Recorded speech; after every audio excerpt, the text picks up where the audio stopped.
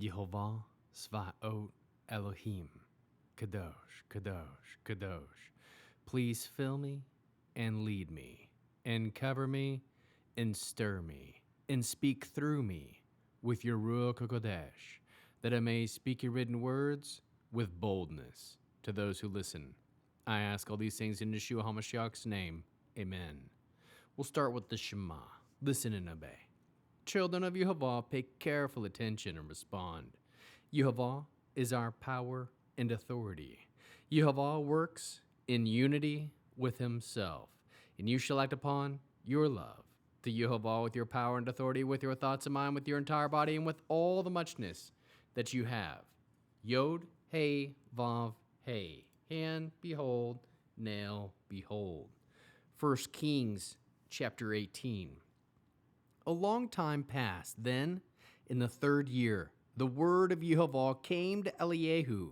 Go, present yourself to Achav, and I will send rain over the land. Then Eliyahu went to present himself to Achav. The famine in Shamron had become severe.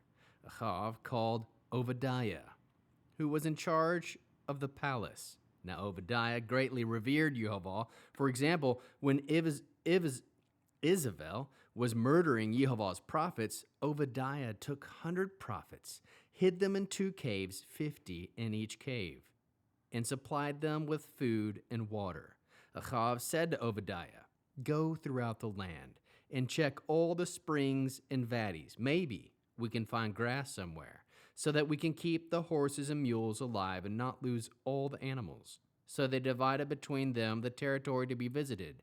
Achav went one way by himself, and Obadiah went another way by himself. Obadiah was on the road when suddenly Eliyahu encountered him. Obadiah recognized him, fell on his face, and said, is it really you, my lord Eliyahu? He answered, yes, it is I. Go, tell your master Eliyahu is here. Obadiah replied, how have I sinned that you would hand your servant over to Achav to kill me? As Yehovah your God lives, there can't be a single nation or kingdom where my master hasn't sent to search you out, and in each kingdom or nation where they said, he isn't here. He made them take an oath that they hadn't found you. Now you say, go tell your master, Eliyahu is here, but as soon as I leave, the Spirit of Yehovah will carry you off to I don't know where, so that when I come and tell Achav, and he can't find you, he will kill me. But I, your servant, have revered Yehovah from my youth. Wasn't my Lord told what I did when Isabel killed Yehovah's prophets? How I hid 100 Yehovah's prophets by 50s in caves and supplied them with food and water? Now you say, go tell your master, look, Eliyahu is here. Why, he killed me. Eliyahu said, as Yehovah Svaot lives, before whom I stand, I will present myself to him today.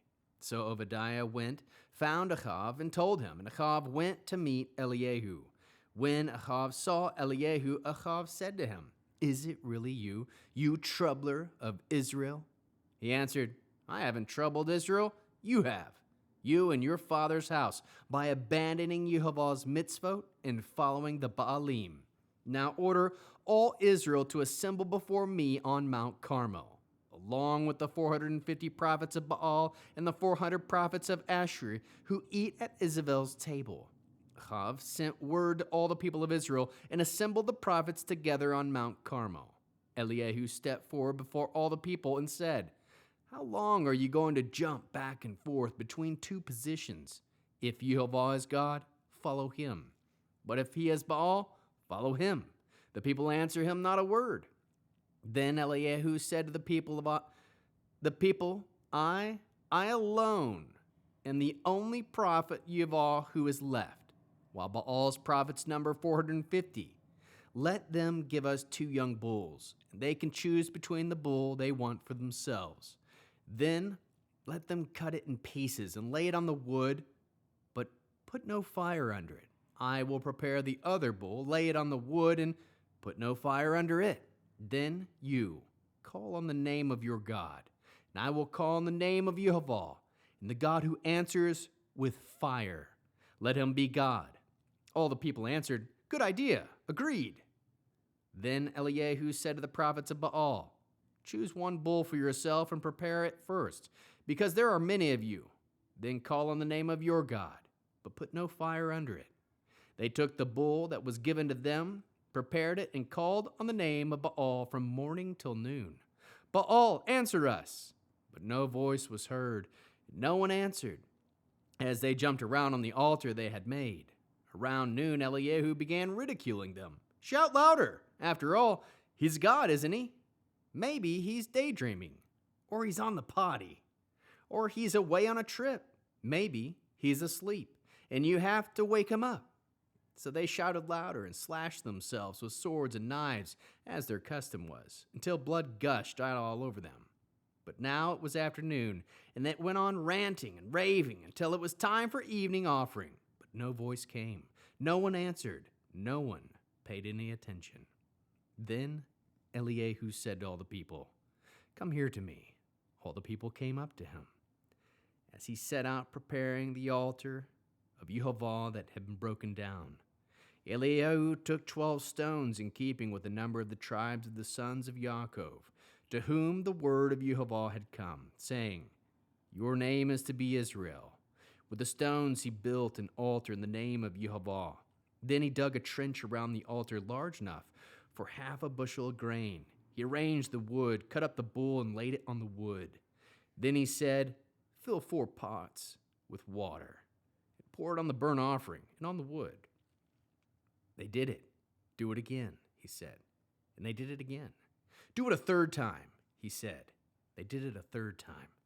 By now the water was flowing around the altar and had filled the trench. Then, when it came time for offering the evening offering, Eliyahu the prophet approached and said, "Yehovah, God of Abraham, Yitzhak, and Israel, let it be known today that you are God in Israel, and that I am your servant, and I have done all these things at your word.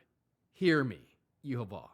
Hear me, so that this people may know that you, Yehovah, are God, and that you are turning their hearts back to you." Then the fire of Yehovah fell. It consumed the burnt offering, the wood, the stones, the dust. It licked up the water in the trench. When all the people saw it, they fell on their faces and said, "Yehovah is God! Yehovah is God!" Eliyahu said to them, "Seize the prophets of Baal. Don't let one of them escape." They seized them, and Eliyahu brought them down to Vidi Kishon and killed them there. Then Eliyahu said to Achav, "Get up, eat, drink, because I hear the sound of heavy rain." Achav went up and ate and drank, while Eliyahu went up to the top of Carmel. He bowed down to the ground and put his face between his knees.